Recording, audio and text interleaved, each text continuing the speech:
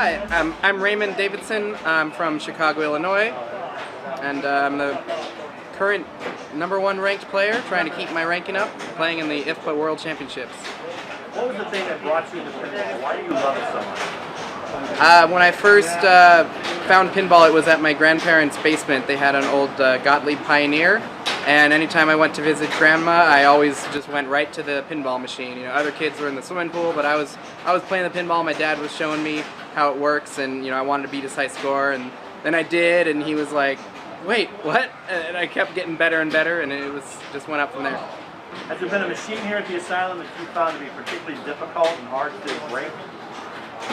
There's a few of them that are definitely less comfortable than others, where I don't feel like I have much control, and I'm not quite sure what to do on them, or others that just are very, very drainy, and so you might not even get to play much at all.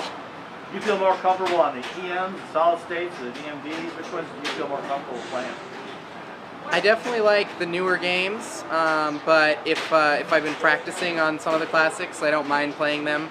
Right now I've been playing Argosy, and I kind of, once you find the skill shot and the bounces and the catches and the spinner, then you can kind of keep going with that. But when you're fresh and you play a classic, it's chaos and you don't really know what's going to happen. Now you mentioned you like new machines. What's your favorite new machine that's come out? I really like the Batman 66. Godzilla is really good, and pretty much any of those new games are all really solid. Been to the Pinball Asylum before? No, this is my first time. What's your big takeaway from this week that you've learned? I just can't believe how many games there are, and then you look and there's a whole nother room that's twice as big with even more games. It's really insane, and there are a lot of unique games too that I've never seen anywhere before. And I've been to a lot of places and seen a lot of games, so it's amazing whenever I see ones that I've never seen. Now you mentioned you play pinball, you work for a pinball company, and your life is pinball. It's obviously your passion. What makes it your passion? What is the thing that you find most attractive to pinball? I kind of like the puzzle element of it, where you're kind of like thinking about what your next shot's going to be, lining up the right things, trying to get the score, and then just kind of like figuring out what's fun in pinball and how can I program a game so that there's different objectives and it doesn't get stale, because pinball is so fun. You want to take advantage of every different ball path, every shot, and try to make the game as fun as possible. Now, since you're the world champion, right, currently, and you certainly are you've done this for so many years and so forth, I'm just starting out and playing pinball. What's the one skill somebody playing pinball should really try and hone? I think the easiest answer is probably the dead pass, where you just don't flip, and it just bounces over to your other flipper, and then you can hold it and then take another shot. Fantastic. And what was your first game you ever played pinball, remember? It was the Gottlieb's Pioneer in my grandparents' basement. Super. Well, thank you very much, and good luck this year. Thank you.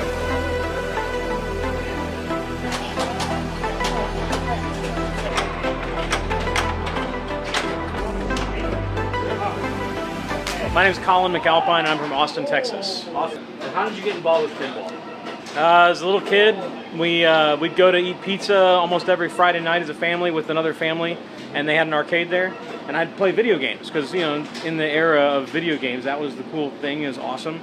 But then I saw this guy playing pinball, and I saw him getting to press the start button without getting to put more quarters in. And, I didn't grow up in a rich family, and so every quarter was precious. And so I was like, "Oh, mister, how did you do that?" And he's like, "Well, if you get a high enough score, you can get a free game and keep playing for free." Oh, okay. So, and then I started playing, and I loved it. And I've been playing ever since. Which game was that? That was on Cyclone. Wow. Yeah, yeah.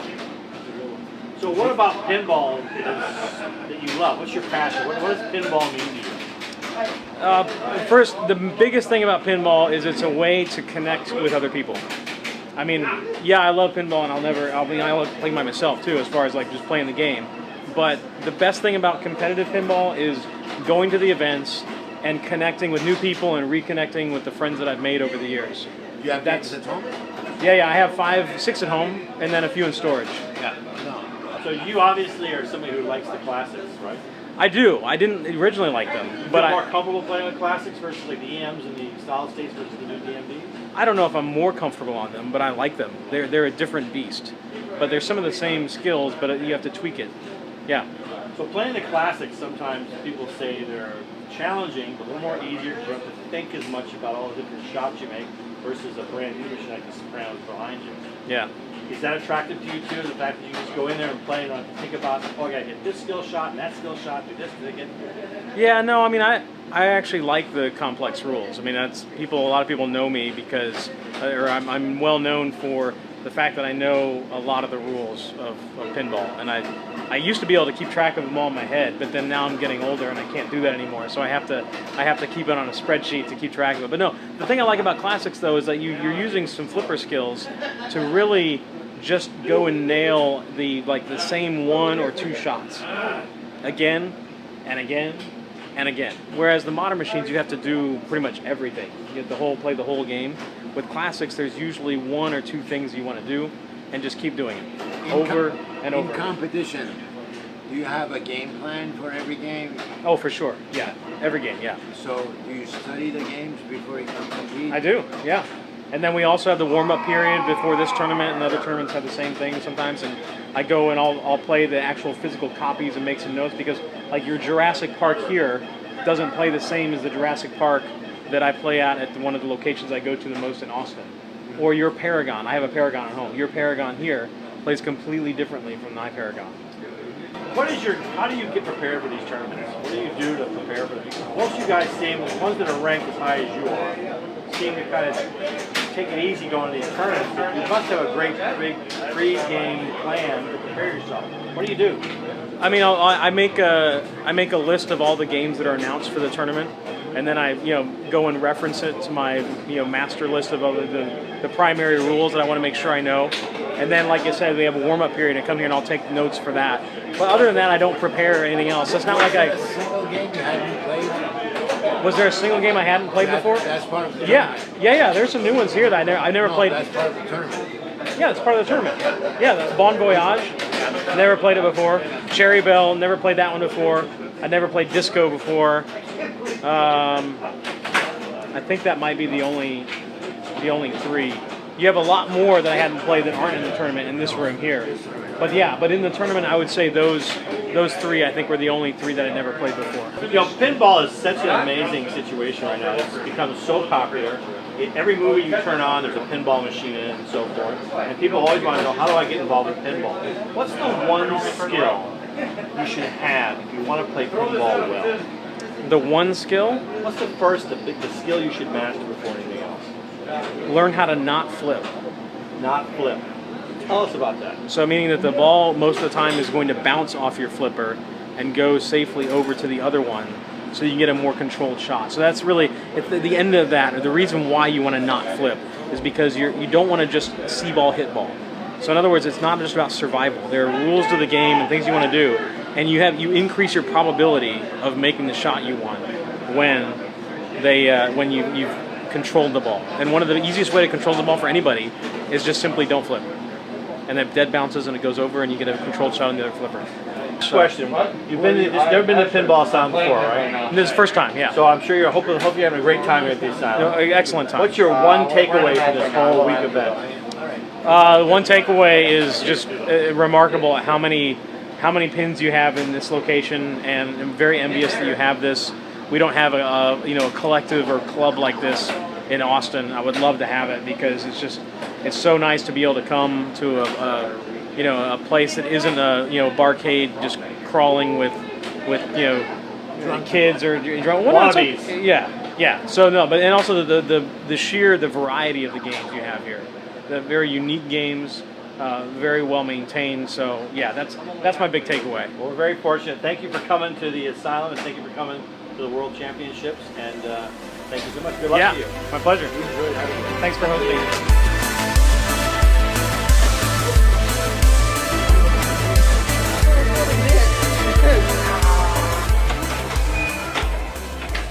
We have the privilege of having our local champion, Yep. Florida champion, national champion, World the champion. one and only world champion, Eric Stone. Yep. Hello. So, Eric, Yes. thanks for being who you are. We love you. Thank you. We hooray. But we're going to ask you some silly questions. What got you into pinball? When I was a kid, the doctors told my mom I wouldn't have a nervous system fully developed because I was born early. And so my parents bought me a pinball machine when I was 4 years old. And so I started playing at a very young age and developing the skills and the talent. And that's how we got to today. What game was it? Captain Fantastic. All right. Did you get it co-signed by Elton John? I don't believe so, no, unfortunately. All right. Before. But I've got an Alice Cooper machine that's signed by him twice. Yeah.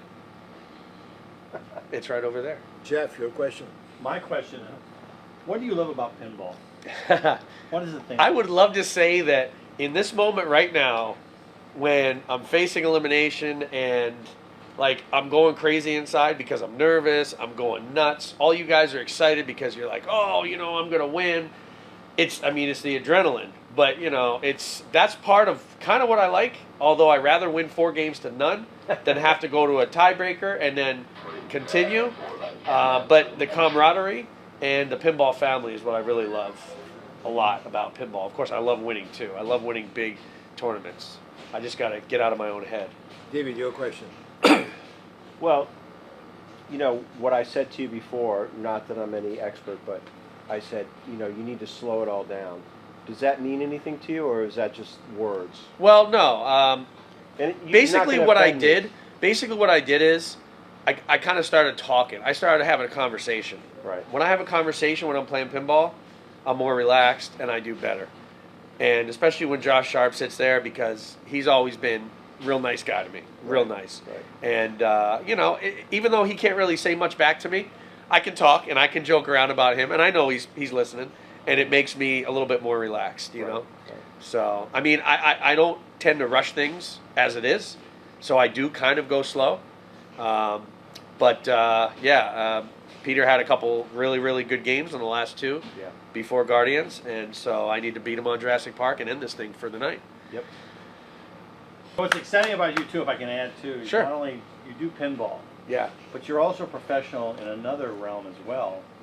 And how does pinball help you do that job, which is a whole different degree of control? Yeah, for people that don't Tell know. us what you do. If people don't know, I'm a meteorologist in Tampa. I was here in Fort Myers for several years.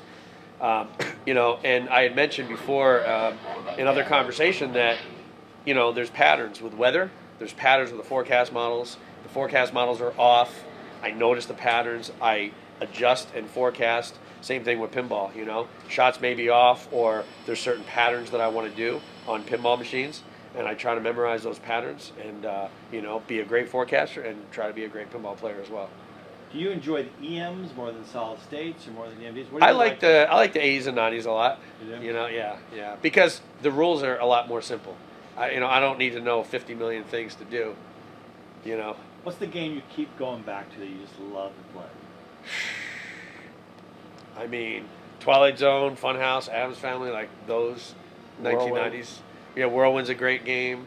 But those 3, Twilight Zone, Funhouse, and Addams Family, they just seem to be like the staple of the 90s, Pinball's everywhere right now. It's in the movies. Every movie has a pinball machine. Yeah, it seems People want that to way. get started. What's the one skill that someone should try and accomplish when they're starting out? Well, you want to be accurate, but the one skill really is control the ball. If you can control the ball, like you say, take it slow, catch the ball on a flipper, get a ball on a flipper, bounce it over, whatever you need to do. And, that will allow you to make your shot and become more accurate rather than if you're just hitting the buttons like, oh, there's the ball, I'm going to hit the button, which most people do when they start out, including me. And so you want to try to get a ball on a flipper, and you're always seeing me try to get control of a ball on a flipper, you know what I mean? And if you can do that more often than not, you have a better chance to get, pretty good. I'm sure you heard it saying my forecast was wrong, or was right, the weather was wrong. When you take that to a game you're playing, at what point do you get pissed off because of the game being wrong? instead of what you did? I don't know about the game being wrong, but a lot of these new games, they have all the different rule sets, and a lot of times I don't understand the rules 100%. So I get frustrated and mad when I don't do things in the right order because I didn't know the rules. And I did that with Jurassic Park earlier, where I started a mode, then I started a multi-ball, which is what you want to do, but I should have ended the mode, started a more lucrative mode, and then started the multi-ball. And when Zach Sharp did that, I was like, oh, that's right, darn it. That's not what I was supposed to do. So I came in third instead of an easy second because of that, and maybe even first. But it's just the process of the strategy, really.